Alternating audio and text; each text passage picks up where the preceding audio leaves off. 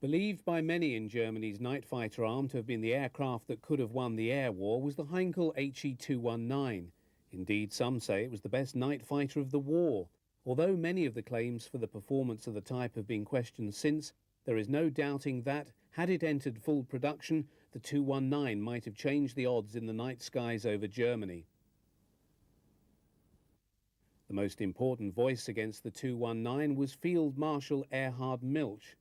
Charged with oversight of aircraft production, he was firmly of the opinion that the 219 was a plane too many and that its role could best be carried out by the Ju-88. Heinkel managed to produce a total of 195 of the 219s, with another 73 being produced and employed for research purposes. Those that flew shot down 104 heavy bombers.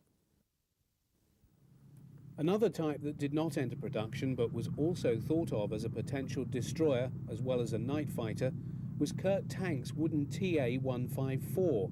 Indeed, the specification for this type flowed from the requirement for a two-seat night fighter with a long loiter time and a heavy armament of two 20mm and two 30mm cannon.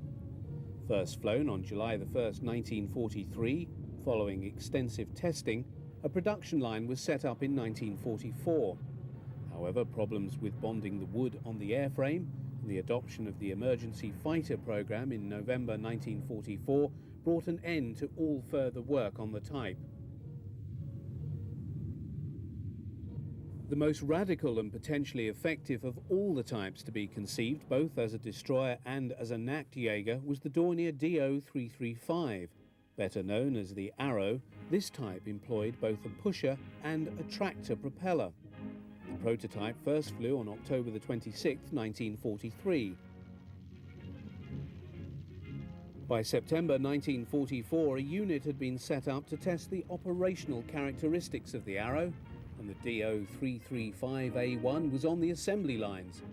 However, the war situation was declining, and although a most promising type, the 335 remained at war's end just a fascinating might have been.